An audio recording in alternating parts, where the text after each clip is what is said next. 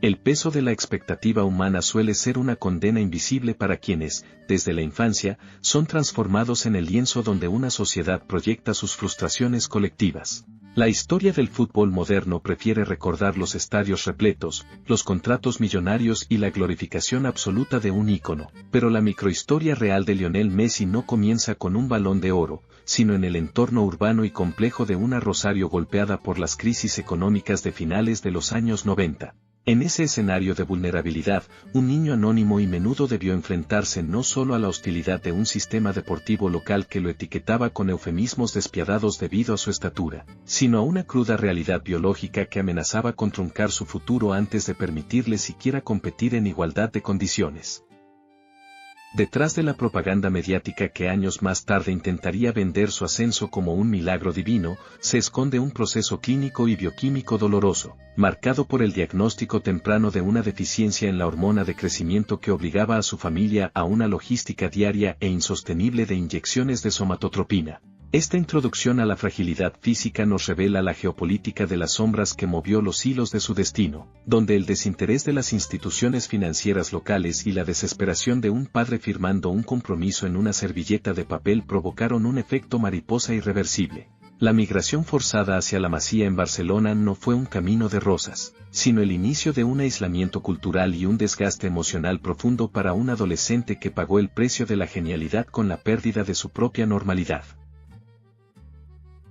La reconstrucción histórica de la ciudad de Rosario durante las postrimerías del siglo XX exige adentrarse en un tejido urbano condicionado por mutaciones macroeconómicas extremas y un proceso de desindustrialización que reconfiguró la fisonomía social de la República Argentina. La transición de la hiperinflación de finales de la década de los 80 hacia el modelo de convertibilidad cambiaria de los años 90 erosionó las bases materiales de los sectores asalariados, sumiendo a las periferias urbanas en dinámicas de exclusión y precarización laboral de carácter sistémico. En este entorno de vulnerabilidad estructural, la planta siderúrgica Acindar, radicada en Villa Constitución y conectada estrechamente con el empleo industrial rosarino, constituía el núcleo del sustento de Jorge Messi, padre del joven deportista, cuya labor como supervisor técnico se vio sometida a las tensiones de un sector metalúrgico en constante contracción. Paralelamente, Celia Cuccittini complementaba los ingresos familiares mediante trabajos de limpieza informal, reflejando las estrategias de supervivencia de una clase trabajadora que observaba cómo el estado de bienestar se replegaba drásticamente ante las privatizaciones y la desregulación financiera. El barrio General Las Heras, situado en el distrito sur de Rosario, emergió de este modo como el escenario geográfico de una infancia donde el espacio público, los potreros de tierra y los clubes de fútbol barriales operaban como las únicas redes de contención y sociabilidad frente a un tejido social fragmentado.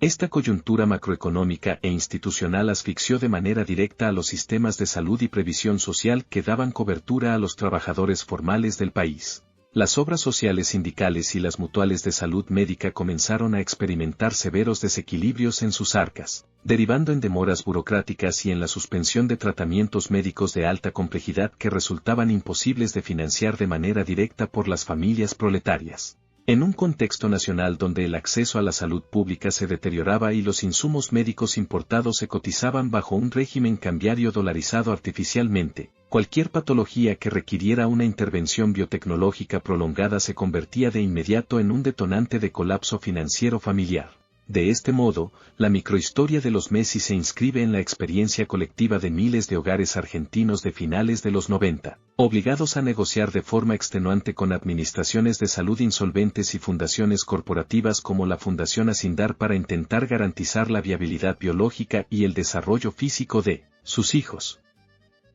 La infancia de Lionel Andrés Messi permite realizar una arqueología del lenguaje mediático e institucional que comenzó a rodearlo desde su afiliación formal a la Asociación Rosarina de Fútbol el 30 de marzo de 1994.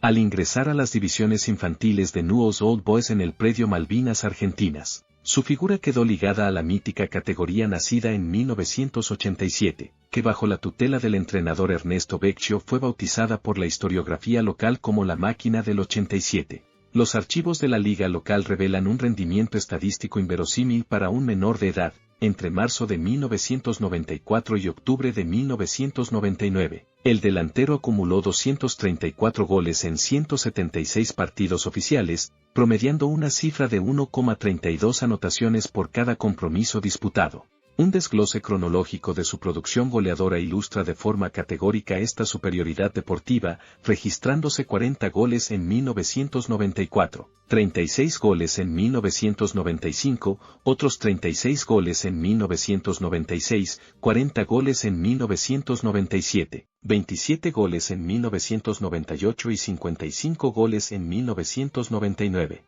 En 1994, por ejemplo, el jugador deslumbró al marcarle 7 goles en 2 partidos a Newell's D, aunque experimentó dificultades frente a escuadras como Tiro Suizo y Alianza Sport, rivales ante los cuales no logró anotar en sus enfrentamientos directos de ese año. La rigurosidad arqueológica del registro infantil revela que la destreza del delantero no era un mito etéreo, sino una realidad matemática asentada en las actas de la Asociación Rosarina de Fútbol. En 1994, su año de debut con 40 goles, su máxima eficacia se registró ante Newell's D, escuadra a la que le endosó 7 tantos en 2 enfrentamientos individuales, mientras que el bloque defensivo de Centrala logró neutralizarlo en su único cruce de la temporada. Para 1995, periodo en el que consolidó 36 gritos, el oponente predilecto fue Alianza A, al que le convirtió 5 goles en 2 partidos. De la misma manera que Newell's sí se consagró como el único equipo al que no pudo marcarle a pesar de haberlo enfrentado en 2 ocasiones. En 1996, año en el que repitió la cifra de 36 anotaciones, el equipo de Newell's marchó invicto con 23 victorias y 4 empates. Estos últimos concedidos ante Newell's C, Alianza Sport B y Oriental A en 2 oportunidades. Finalmente, en 1998, sus 27 goles se vieron condicionados por algunas ausencias en las planillas oficiales de juego, posiblemente atribuidas a problemas de salud o compromisos personales, sufriendo su equipo las únicas 2 derrotas de la temporada ante Tiro Suizo y Newell's C. El contraste entre este rendimiento deportivo devastador y su evidente fragilidad somática propició la aparición de etiquetas y eufemismos en la prensa escrita de la provincia de Santa Fe. El diario La Capital de Rosario, en una reveladora encuesta publicada el 3 de septiembre de 2000, retrató la intimidad de este joven jugador de 13 años, quien definió como su mayor meta llegar a la primera división de Newell's Old Boys y vestir la casaca de la selección nacional, señalando además el profundo dolor provocado por el deceso de su abuela Celia, la figura que lo había llevado por primera vez a un campo de juego.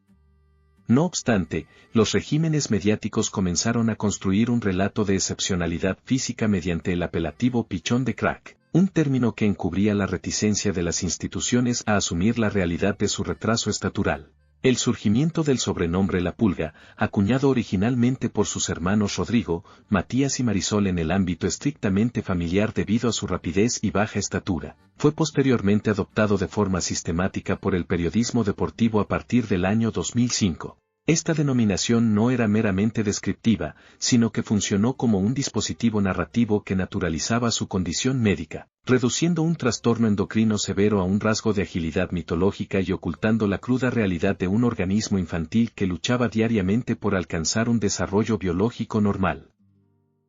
El abordaje clínico de la patología que condicionó su infancia se inició formalmente en enero de 1997, cuando el Dr. Diego Schwartzstein, especialista en endocrinología pediátrica, constató que el menor presentaba una talla llamativamente baja para su edad de 9 años, midiendo apenas 1,25 m.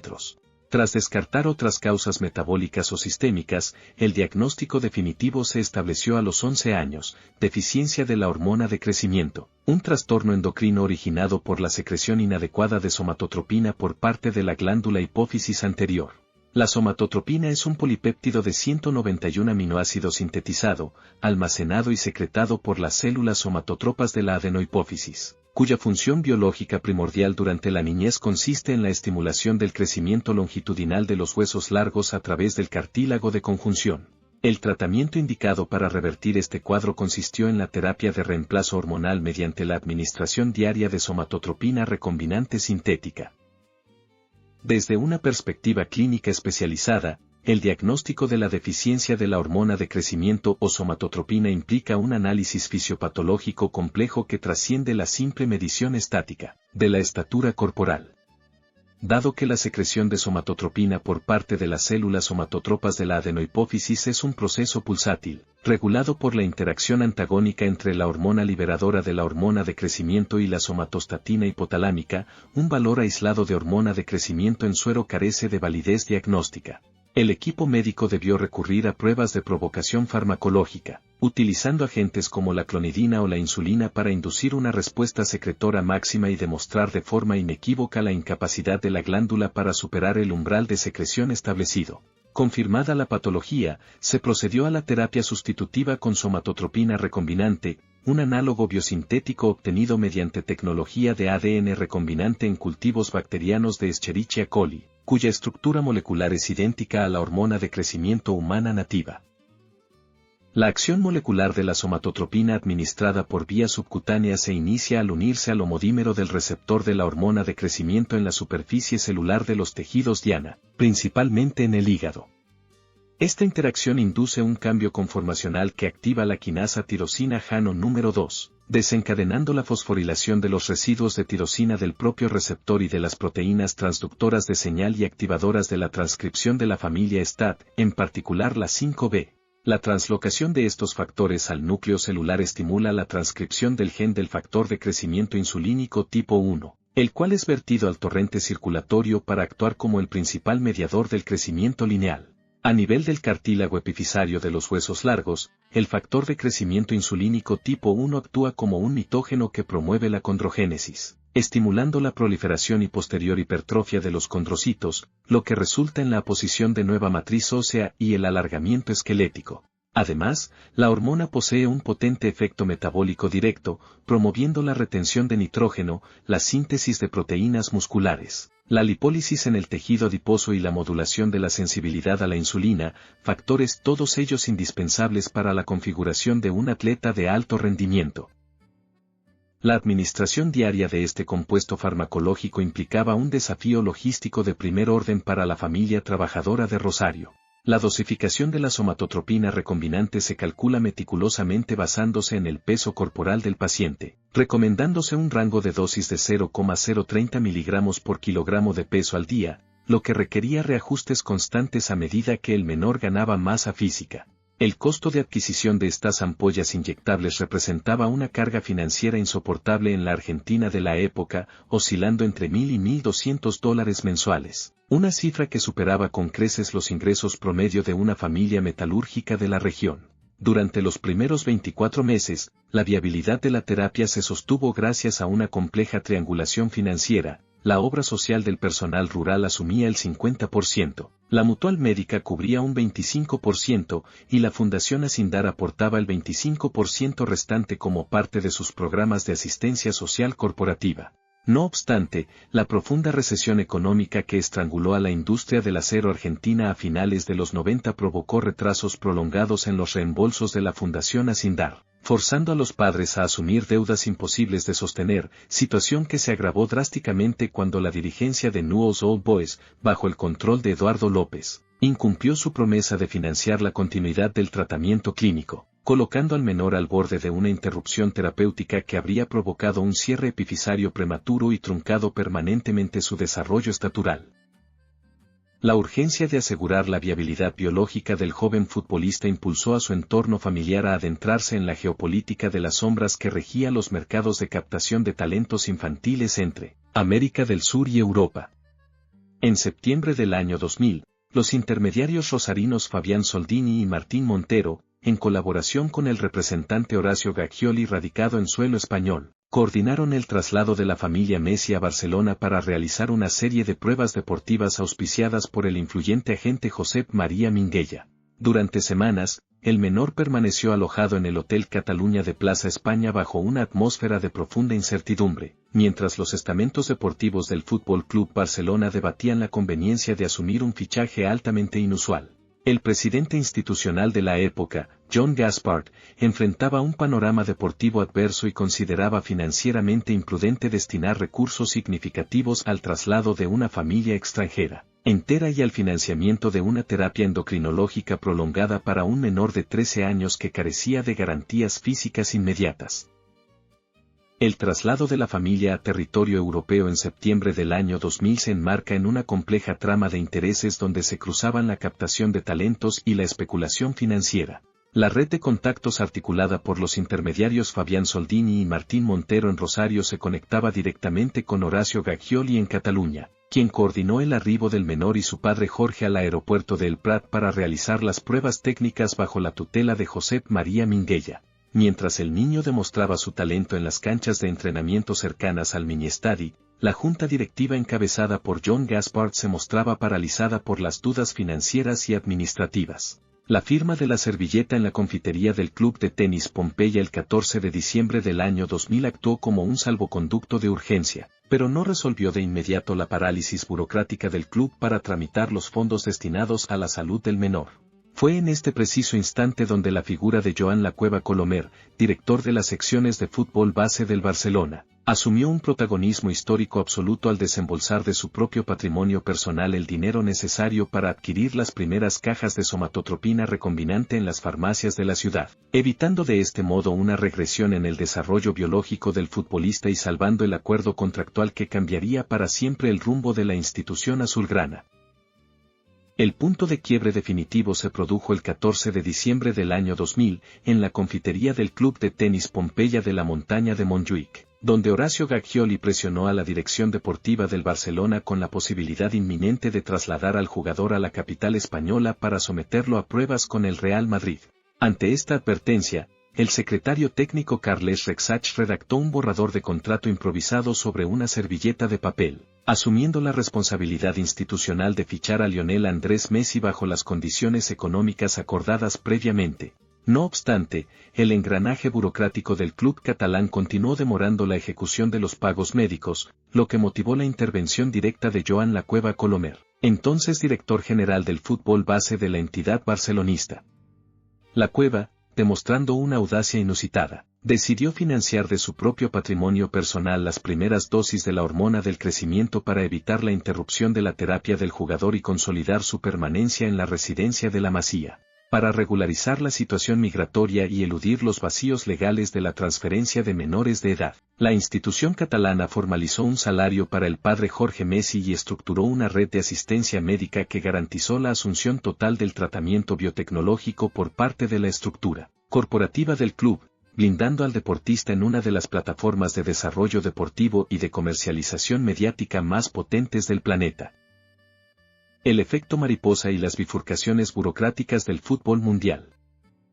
La reconstrucción de las alternativas nacionales de su carrera desvela de qué manera la burocracia institucional de los clubes de fútbol puede actuar como un catalizador del destino global. En el año 2000, el Club Atlético River Plate de Buenos Aires estuvo a punto de sellar la incorporación del joven rosarino tras unas pruebas de fútbol infantil dirigidas por el entrenador Eduardo Abramian en las instalaciones de Núñez.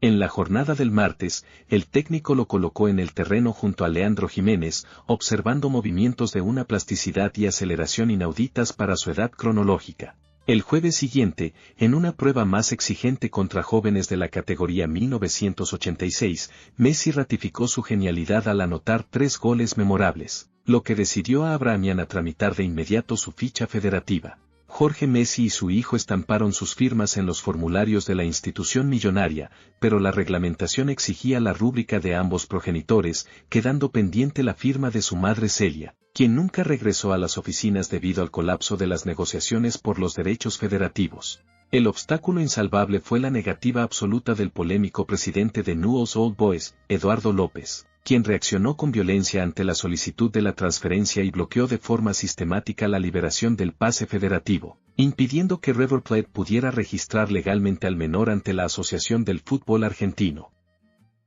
Este bloqueo burocrático de Eduardo López en Rosario constituyó la variable crítica del denominado efecto mariposa que alteró la geopolítica del fútbol del siglo XXI. Si la dirigencia rojinegra hubiera liberado el pase o si el Club Atlético River Plate hubiera completado la inscripción con la firma de Celia Cucitini, el jugador habría permanecido en la pensión de Núñez y debutado en la primera división argentina. Esta pequeña alteración administrativa habría privado al Fútbol Club Barcelona de su mayor figura histórica, impidiendo la consolidación del modelo táctico y la era de éxitos liderada por Pep Guardiola que marcó una época en el balompié mundial. Asimismo, la Selección Nacional de Fútbol de España se habría visto privada de la influencia indirecta del jugador en el desarrollo competitivo de centrocampistas legendarios formados en la Masía como Andrés Iniesta y Xavi Hernández, con quienes el argentino desarrolló un entendimiento simbiótico sobre el césped. De este modo, una disputa por un pase infantil en la provincia de Santa Fe desató una serie de transformaciones financieras, mediáticas y competitivas que terminaron por definir el reparto del poder y del capital en la industria del deporte contemporáneo.